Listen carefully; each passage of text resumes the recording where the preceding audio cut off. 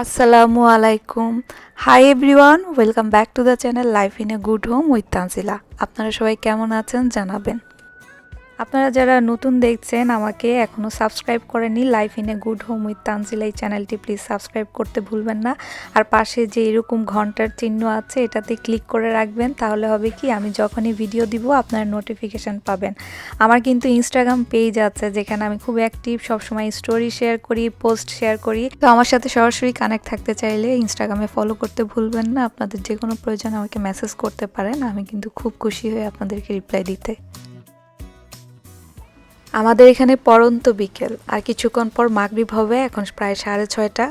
আমি এখন পর্যন্ত তেমন কিছু খাইনি, রান্নাও করিনি।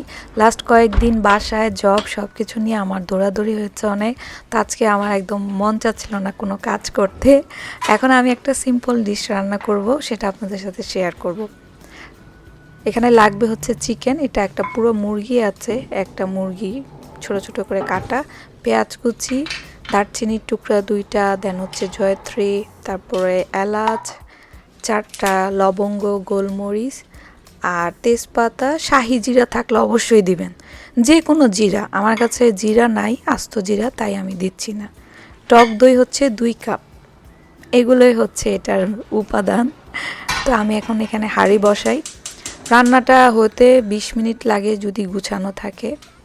তেলটা যখন গরম হবে আমি পেঁয়াজ কুচি দিলাম। পেঁয়াজ কুচিটা লাল হতে হবে না, হালকা একটু 5-6 মিনিট ভাজলেই হয়। আর আমাদের এখানে পেঁয়াজ তো সাদা সাদা, লাল হতেও চায় না। শুকনা মশলা দিয়ে আমি একটু ভাজবো। শুকনা মশলা থেকে খুব সুন্দর একটা নাইস অ্যারোমা আসে। তো এখন আমি চিকেনের টুকরাগুলো দিয়ে আবার পেঁয়াজের সাথে একটু নাড়াচাড়া করে প্রায় 5-6 মিনিট একটু ভেজে নেব।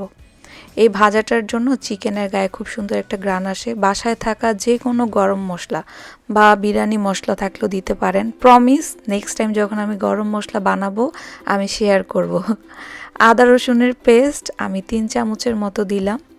যে কোনো গরম মশলা, দেন আদা রসুনের পেস্ট, আর এখন দিচ্ছি হচ্ছে টক দই। ফেটানো টক দই ছিল এটা, দিয়ে আমি এখন একটু নাড়াচাড়া করে নিব।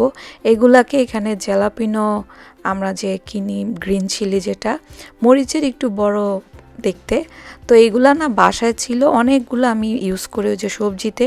আর এগুলোর অবস্থা একদম খারাপ, মানে নরম হয়ে যাচ্ছে ফ্রিজে থাকতে থাকতে। তো আমি এগুলো আজকে সবজির মতো দিয়ে দিব। এটা অপশনাল, জাস্ট বাসায় আছে তাই দিচ্ছি। আমি 2.5 কাপ চাল এখানে ধুয়ে নিচ্ছি পানি দিয়ে। বাসায় আমরা যে চালটা খাই, বাসমতি যে যেটা খাই সেটা দিয়েই করা যায়। চালটা ধুয়ে তারপরে পানি ঝরিয়ে আমি যে চিকেনের মধ্যে দিয়ে দিলাম। চিকেনটা এখানে 10 মিনিট কষানো হয়েছিল দধির মধ্যে। দেন স্বাদ অনুযায়ী লবণ আর 1 চিমটি চিনি, কারণ কি এটা তো পুরোটাই টক দই, তো একটু চিনি আপনার টক দইটাকে ব্যালেন্স করে, সেটা আমি 1 চিমটি দিই। 2.5 কাপ চালের জন্য আমি 4 কাপ পানি দিচ্ছি, কারণ টক দই আছে তো এই জন্য আমি 4 কাপ দিচ্ছি। আর এই যে জ্যালাপিনোগুলো দিলাম, এটা একদমই অপশনাল, আমার বাসায় আছে তাই দিয়ে দিচ্ছি। এটা রাজু সাহেবের খুব পছন্দ খেতে। আপনারা এখানে জাস্ট কাঁচামরিচ কুচি দিবেন, কাঁচামরিচ কুচি দিলে হয়ে যায়, এত ভালো ফ্লেভার আসে। আমি আর কাঁচামরিচ দিলাম না, যেগুলো এইগুলা দিচ্ছি। দেন 2 ফোঁটা কেওড়া জল দিয়ে আমি এটা ঢেকে রাখবো 15 মিনিটের জন্য। আমি একটু কিচেন টাওয়াল দিয়ে দিচ্ছি, তাহলে একদম সুন্দর দমে থাকবে। 15 মিনিট পর আমি এখন ঢাকনা খুলে নিচ্ছি।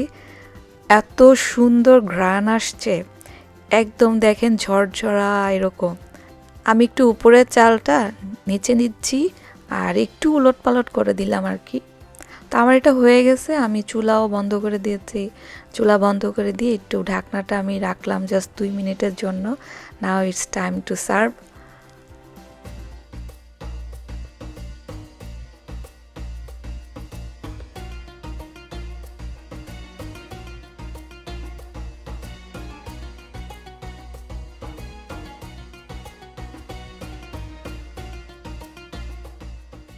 গরম গরম যে কোনো খাবার খেতে খুব ভালো লাগে, ওটা স্বাদও পাওয়া যায় গরম অবস্থায়।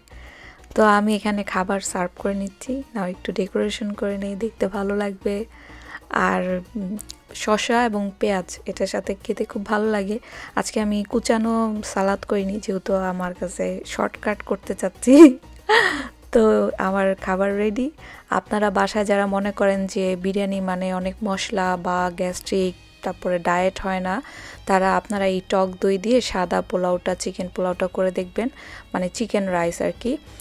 বড় ছোট সবার ভালো লাগবে আমি বললাম, কারণ একদম লাইট, এটা খাওয়ার পর আপনার ওইরকম ভারী লাগেই না। তো এই প্লেটটা নিয়ে আমি বসছি, কারণ সাহেব আসতে একটু দেরি হবে আর আমার অনেক ক্ষুধা লাগছে। আমার খাবারটা বানাতে বড় জোর সব কিছু মিলে আধা ঘন্টা লাগলো।